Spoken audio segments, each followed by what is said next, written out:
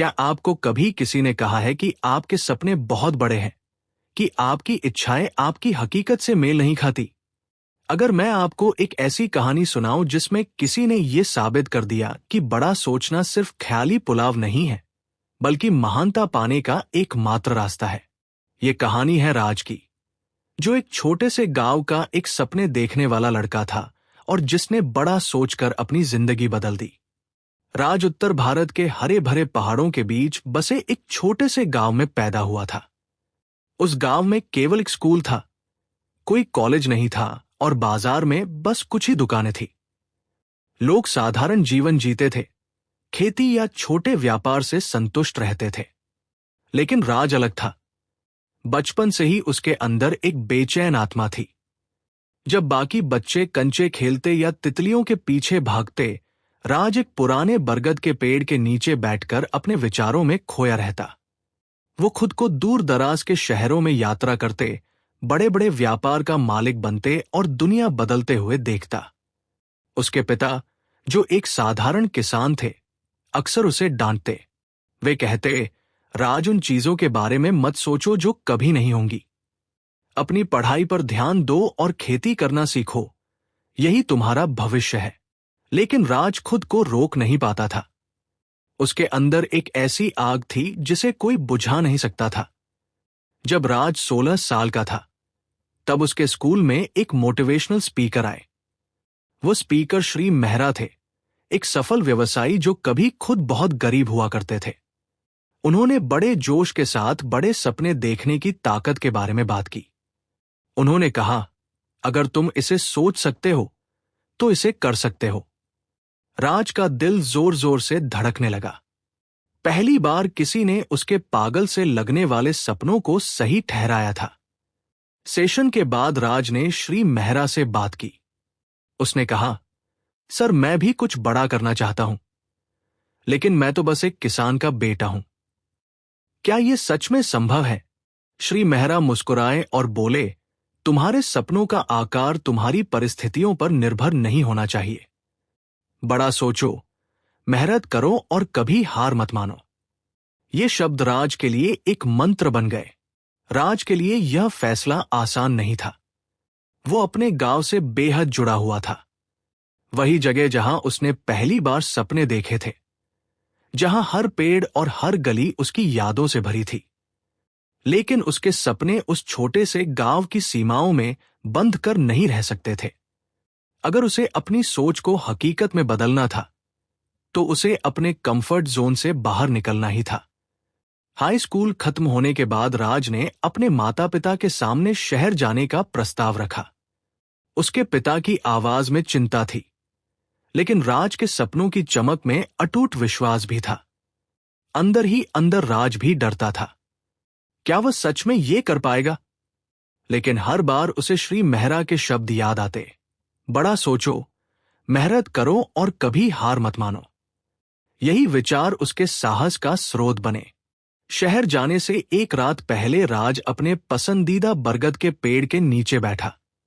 उसने अपनी उंगलियों से मिट्टी को छुआ, जैसे उस पल को हमेशा के लिए यादों में कैद करना चाहता हो। उसने दूर पहाड़ों की ओर देखा और मन ही मन खुद से वादा किया कि वह एक दिन लौटेगा, एक सफल इंसान बनकर इस मिट्टी का नाम रोशन करेगा। अगली सुबह वो शहर जाने के लिए तैयार हो गया। उसकी मां की आंखों में आंसू थे, लेकिन होठों पर मुस्कान थी। बस स्टैंड पर खड़े होकर राज ने आखिरी बार अपने गांव को देखा। उसके दिल में खुशी और गम का मिलाजुला एहसास था। जैसे ही बस चली, उसने अपने आंसू पोंछे और अपने सपनों की ओर कदम बढ़ा दिए। ये सिर्फ एक यात्रा नहीं थी, ये उसके सपनों की ओर उठाया गया पहला कदम था। शहर, जो सपनों का घर था, वही संघर्षों का समंदर भी निकला। जैसे ही राज ने दिल्ली की भीड़ भाड़ वाली सड़कों पर कदम रखा, वह दंग रह गया। ऊंची ऊंची इमारतें, भागते दौड़ते लोग और कभी न थमने वाली गाड़ियों की आवाजें, ये सब कुछ उसके गांव की शांति से बिल्कुल उलट था। राज ने एक छोटे से अंधेरे कमरे को किराए पर लिया। उस रात वो छत को घूरते हुए सोचता रहा कि क्या उसने सही फैसला किया है, क्या वह यहां टिक पाएगा। फिर वो अपने सपनों को याद करता और तकिए को गले लगाकर सो जाता। जीविका चलाने के लिए राज ने एक लोकल कैफे में काम करना शुरू किया। सुबह से रात तक वो ग्राहकों के लिए चाय कॉफी बनाता, टेबल साफ करता और बर्तन धोता। रात में जब सब सो जाते तब वो अपनी किताबें निकालता और पढ़ाई करता। उसने ऑनलाइन बिजनेस कोर्स में दाखिला लिया और हर दिन खुद को बेहतर बनाने की ठान ली। कड़ी मेहनत और बचत के बाद उसने अपना पहला बिजनेस आइडिया शुरू किया, लेकिन बहुत जल्द उसे एहसास हुआ कि ये उतना आसान नहीं था जितना उसने सोचा था। एक एक करके ग्राहक कम होने लगे और जल्द ही वो अपनी सारी बचत गंवा बैठा। एक रात वो फर्श पर बैठा रो रहा था और सोच रहा था कि क्या उसके सपने सिर्फ ख्याली पुलाव थे। तभी उसे श्री मेहरा की बातें याद आई, कभी हार मत मानो।